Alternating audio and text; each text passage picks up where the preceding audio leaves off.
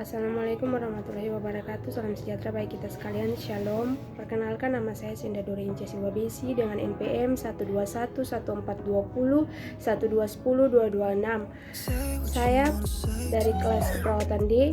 Di saat ini saya akan membuat video untuk memenuhi tugas mata kuliah yaitu ilmu dasar keperawatan dengan dosen pengampu Ibu Grace C. Wakano, SCAP, MCAP. Saya mahasiswa dari Fakultas Kesehatan Program Studi Keperawatan Universitas Kristen Indonesia Maluku tahun 2021. Teman-teman Ibu, di saat ini saya akan menjelaskan tentang anatomi dan fisiologi sistem persepsi sensori. Adapun pengertian dari sistem persepsi sensori yaitu sistem persepsi sensori adalah sistem penghantaran rangsangan dari perifer atau reseptor ke pusat otak. Manusia tidak dapat mempertahankan hidupnya jika ia tidak tahu adanya bahaya yang mengancam atau menimpa dirinya. Adanya bahaya dapat diketahui dengan jalan melihat, mendengar, mencium dan merasakan rasa nyeri, rasa panas, rasa dingin dan sebagainya. Inilah yang disebut dengan sistem sensori. Adapun apresiasi sensasi, yaitu daerah utama apresiasi sensasi adalah talamus dan area sensorik. Talamus adalah stasiun pancaran rangsangan sensorik. Organ ini menerima impuls yang datang dari medula spinalis dan dari cerebellum dan mengirimkan impuls ke area sensorik. Pada lobus parietalis dan lobus lain, area sensorik merupakan tempat tujuan serat yang berasal dari talamus, berada pada gyrus posteralis lobus parietal. Kecuali panas, dingin, dan nyeri berderajat tinggi, impuls sensorik diasosiasikan di sana. Adapun sistem persepsi sensori atau pengindra yang sudah seperti teman-teman lihat pada gambar, yaitu yang pertama pada sistem penglihatan yaitu ada mata, kemudian penciuman ada hidung, pendengaran ada telinga, pengecap ada lidah, dan peraba ada kulit. Yang pertama kita masuk pada penjelasan tentang indera penglihatan, yaitu mata. Mata mempunyai lapisan reseptor yaitu sistem lensa bagi pemofokusan cahaya atau reseptor dan merupakan satu sistem saraf untuk menghantarkan impuls ke otak serta membentuk bayangan penglihatan yang didasari menjadi sasaran seperti yang sudah tertera pada gambar yang sudah teman-teman lihat. Berikutnya kita masuk kepada pertimbangan anatomi. Yang pertama, palpebra. Fisura palpebra merupakan lubang berbentuk elipis di antara palpebra superior dan palpebra inferior, tempat masuk ke dalam folikel bulu mata. Yang kedua, aparatus lacrimalis atau terdiri dari atas pars orbitalis yang besar dan pars pelbaris yang kecil, saling berhubungan pada ujung lateral apnerosis musculus levator palpebrae superior. Yang ketiga, orbita adalah rongga berbentuk piramid dengan basis di depan dan apex di belakang. Atap orbita dibentuk oleh pars orbitalis osis frontalis yang memisahkan orbita dengan fossa crania anterior.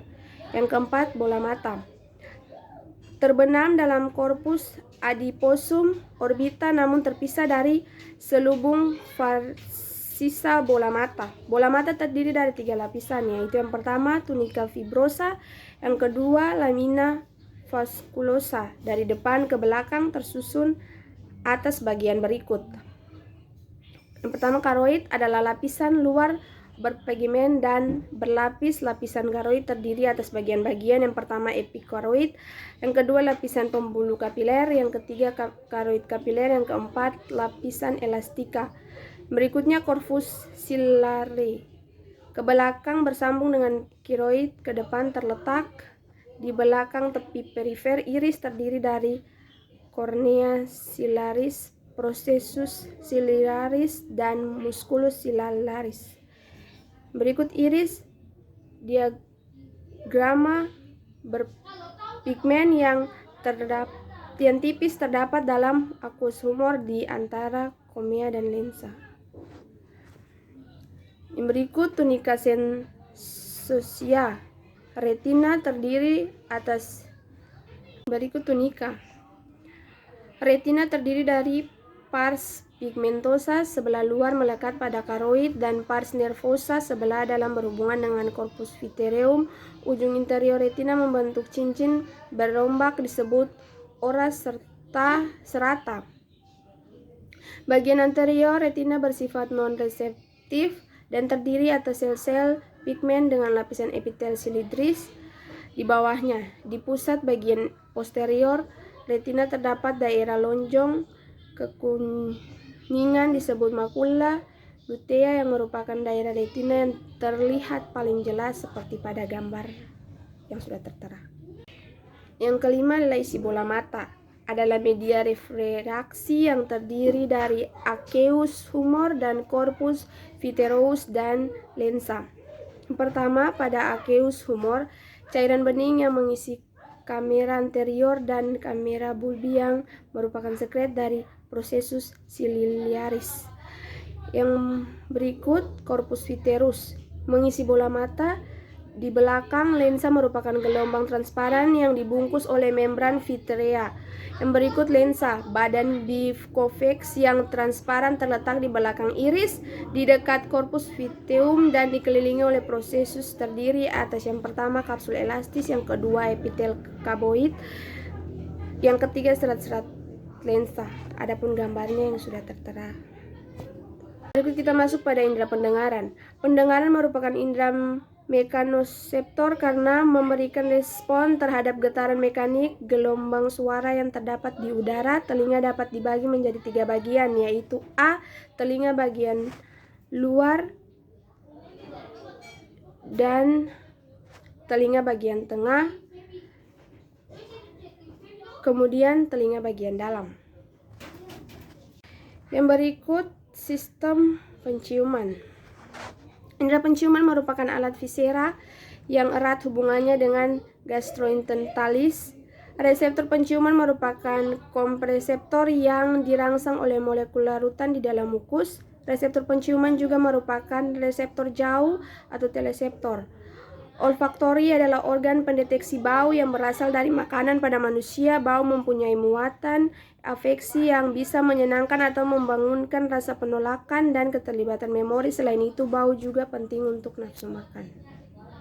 Yang berikut kita masuk pada indera pengecap. Pengecapan merupakan fungsi penting kecap pada mulut. Manfaatnya terletak pada pemilihan makanan menurut kesukaan dan menurut kebutuhan gizi tertentu pada jaringan. Berdasarkan penelitian ditemukan paling sedikit terdapat 4 kesan pengecap primer. Dan bisa teman-teman lihat pada gambar yang ada di bawah ini. Adapun organ reseptor, yang pertama tunas pengecap merupakan badan ovoid yang berukuran 50-70. Tiap tunas pengecap dibentuk oleh 4 jenis sel yang mempunyai makrifoti yang menonjol ke dalam pori-pori pengecapan. Yang kedua, jaras pengecapan. Serabut saraf sensori dari tunas pengecapan terdapat pada 2/3 anterior lidah berjalan di dalam cabang korda timpani dari nervus facialis, sedangkan 1/3 posterior lidah mengecap batang otak. Lalu nervus gorsafigeus. Yang berikut kita masuk pada membedakan rasa. Rasa primer yang kita kenal adalah manis, asin, asam, dan pahit. Rasa manis dirasakan oleh ujung lidah bagian anterolateral, sensitif terhadap rasa asin bagian posterolateral untuk rasa asam, dan pangkal lidah sensitif untuk rasa pahit. Dan ada pun gambar yang sudah tertera di bawah ini. Kita masuk pada indera peraba. Kulit merupakan organ tubuh yang paling luas dan lapisan pelindung terluar dari tubuh. Fungsi kulit yang pertama proteksi, yang kedua pengatur suhu, yang ketiga sintetis vitamin D, yang keempat ekskresi, yang kelima absorpsi, dan yang keenam pembentukan pigmen. Adapun anatomi kulit dan gambarnya. Yang pertama epidermis, yang kedua dermis, yang ketiga subkutis. Demikian presentasi saya tentang anatomi dan fisiologi sistem persepsi sensori. Atas perhatiannya saya ucapkan terima kasih.